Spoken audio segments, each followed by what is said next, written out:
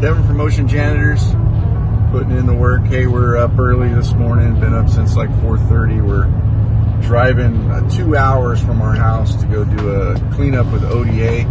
So just wanted to say hope everyone's doing good, and hopefully we have a great cleanup day today. And anyways, we're going to be at Spencer's Beach, and so we got Regina behind the camera there today, and hopefully we can bring you guys a lot of good footage.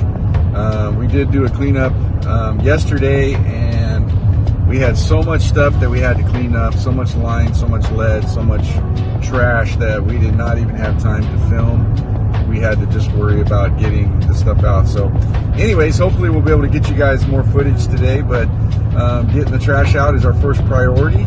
But hope you guys have an awesome day, and thank you guys so much for watching the video.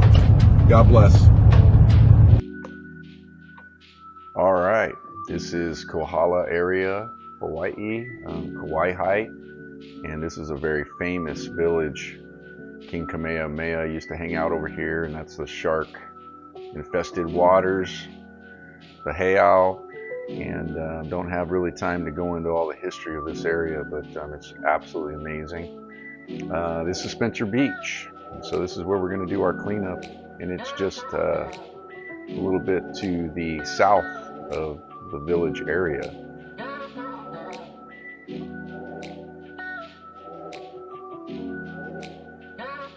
And pretty soon this area will be filled with people getting ready to go clean up the ocean. Wow. How you feel about being up so early? Well, someone looks tired. I am too. And this was a collaboration between ODA and a lot of different other groups. It's a beach cleanup day.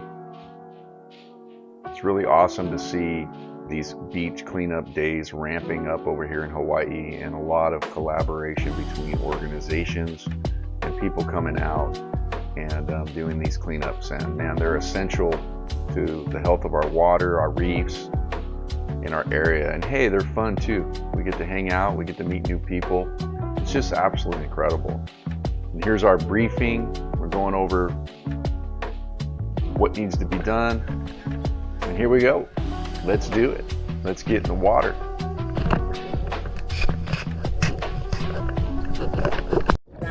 Yeah. So I really wanted to make this video to show you guys that we don't just work in crystal clear, perfect water all the time, right? So we also get in murky water. And so even though this doesn't look completely murky, it was really murky. So anyways, it's kind of deceiving on video. It looks clear, but it's pretty murky. And there's a can we got out. Looks like that thing's been there for a few years.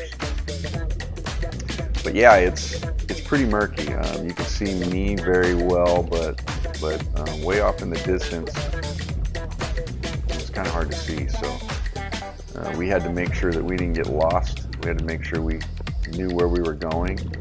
And Regina's trying to hand me a can there. So if you look, I've got all kinds of stuff on me.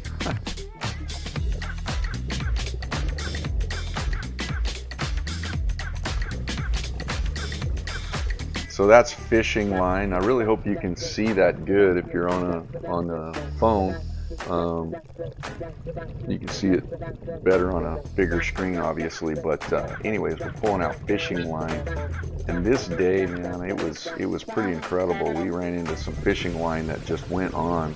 It seemed like for days. I was wondering if we were going to get to the end of it, and we're being very meticulous about getting it out. If you notice, I have scissors, and this coral is very, very would you say brittle and very fragile, so you have to make sure that you cut and be very careful with it. So we're being very meticulous about not breaking it off. It's definitely different coral than I'm used to being around. You don't have that, that nice long finger coral. This is really small coral and very fragile. And then it's all sooted up. I mean, the whole top of that is just, it was kind of shocking to me because I'm not used to seeing that. What it's caused by, there's a lot of different reasons. I've heard there's a river that comes through there and brings, real fine soot down through there. Some have said that it's from overdevelopment, which is very possible. People moving in and then they clear areas out and they push dirt down into the water, which that's pretty sad. But anyways, it gets all sooted up all over the coral, and it's pretty sad to see. So. And there's a plug for ODA. Look at that, Ocean Defenders Alliance. And we love working with those guys. And those bags are great. So they work really good. But anyways, so I made this video. I didn't really edit this part of it because I wanted you guys to see the sheer time it takes to take one fishing line out. You'll see how much I've got wound up in my hand right there, but then you'll also see that it just keeps going and going and going, and then I'm trying not to break the coral and going and going and going, and I'm just winding and winding, and it gets pretty crazy sometimes. But I wanted to show you guys and kind of get you a sense. If you sit there and you think, wow, this is taking a long time, just imagine being underwater. We're about probably within 7 feet and just trying to find the end of that line. And when we do get to the end of the line, it's a big old wad, you'll see it. But if you want to fast forward past some of this, you can actually go to 11:30 and it'll skip this. And I totally understand, but it gets a little bit long, but it was worth me putting it in there just to kind of give you a sense of how long it takes to get some of these out. It takes what I call patience. It takes a lot of patience. It takes a lot of time.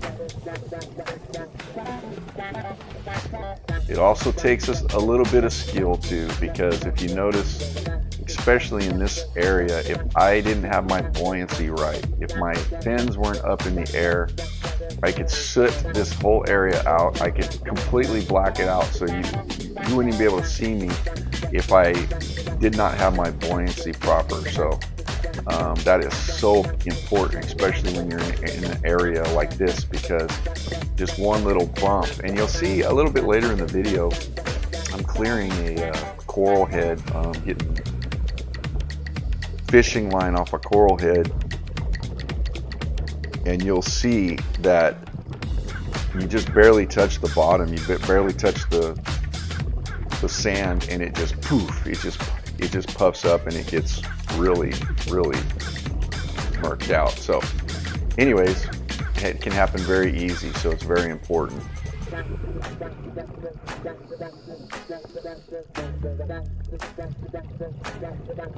But it's super important to get this fishing line out, like I've said in the previous videos, for the fish, for the turtles. We don't want them getting caught in the fishing line. That's really bad. I mean, shoot, just wrap some fishing line around yourself and imagine how it would be, to be tangled up in fishing line and you can't get free from it. How horrible would that be? So that's why we do what we do. That's why we got to get it out.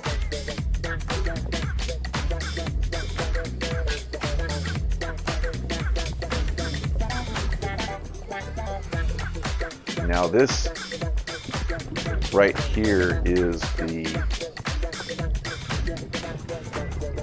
end of it, which is just a big blob of fishing line. Man, it was a lot. And if I were to guess, that was probably a couple 100 feet of fishing line. And man, it just felt like it was never going to end. But this gives you a little bit better perspective or idea.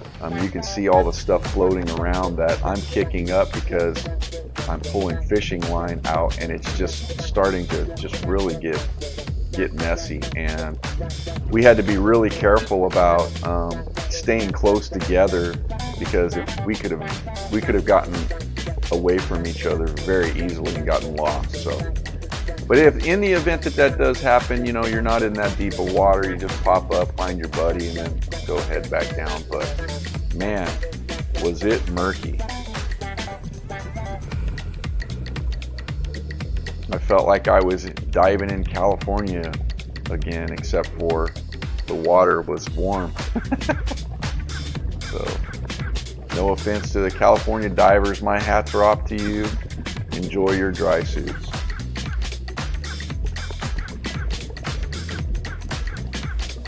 Even in Hawaii, I dive in a 5 mil year round. I used to have a 3 mil, and now I dive in a 5 mil year round, just because you get acclimated to the temperature. So there's some bottles. Look at that little medicine bottle. Man, we found so many bottles. It was pretty unreal. I could have filled up probably 4 or 5 bags of these bottles. I mean, they're just, look at that. They're just everywhere. Just everywhere you look. And you see how that bottom there is just all soot. I mean, it's just super fine sand. And it's almost powder, you know. I mean, you call it sand, but it's almost like a powder. And see, if I hit it, see how it's all getting cloudy. Just imagine if I took my hand, or if I took my fin and slammed it on the bottom of that. I mean, you'd be completely, you'd be gone. You'd be engulfed in a cloud of sand and dirt. So anyways, there's a coral head just hanging out here on its own, and we're getting all the fishing line off it. And then here we're back. This is all the stuff that we got out. What an incredible day. What an incredible find. What an incredible time. There's all that fishing line, bottles, ropes, all kinds of fun stuff down there. A lot of people look at the ocean and think it's so beautiful, and it is, but there's also stuff that needs to come out. We got these goggles. I think someone lost their goggles. They lost their mask. Hopefully they survived that trip. And this is bonus footage. I gave you guys some bonus footage. I hope you enjoy. This is a different site that we did that day. It's called Puako, and these caves are awesome, and there's a bunch of turtles. And look at this. This is a super cool turtle just hanging out, and we just kind of floated over him, and we didn't want to bug him. He was so cool. And there he is. And we're getting ready to come up on some whale noises, so be ready to listen to some whales.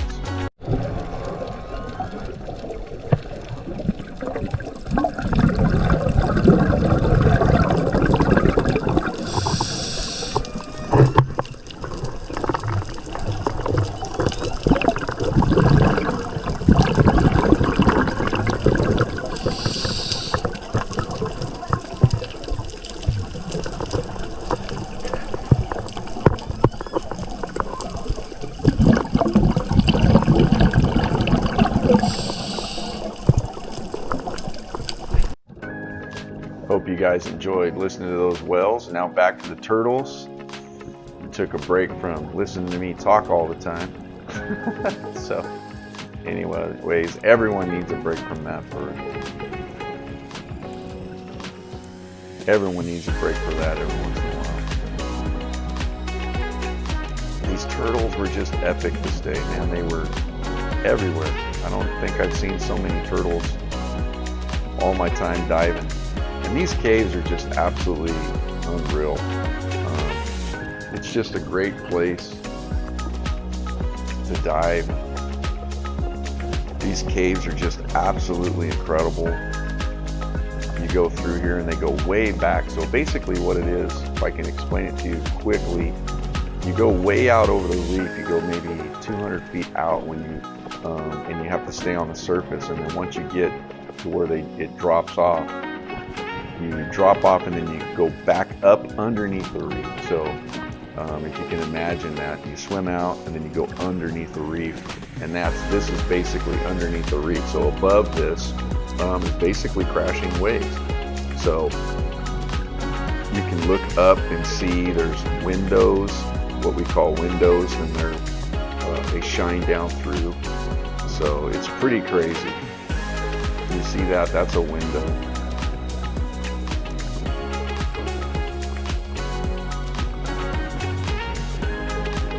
And it's relatively calm down there. It's not pushing us around too bad. At certain times it can.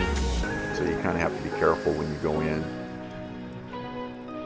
You definitely don't want to get stuck in there. That'd be a bad day. But the topography, just looking at these caves, it's just absolutely unbelievable. There's no words for it. There's a big window that's straight up. If you were to go straight up, you'd probably wind up in a bunch of waves. That would be a bad idea. It's a bunch of fish. And those yellow ones, they're called blue line snappers. And they're very invasive over here. So, and there's tons of them. So I don't even know how you get rid of all of them. Here's another turtle, which are not invasive, which we love turtles. Everyone loves turtles. If you don't love turtles, this is not the channel for you. They were just hanging out, just swimming everywhere. And what an amazing day.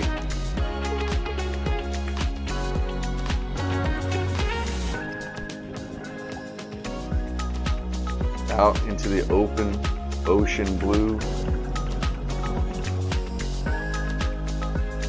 And we were actually just out there listening for the whales. They were so loud. Man, they were crazy loud. And there were multiple ones, and when we got back on the land and we looked back out, they were just hanging out there and breaching and just making noise, but we couldn't physically see them underwater, but they were loud.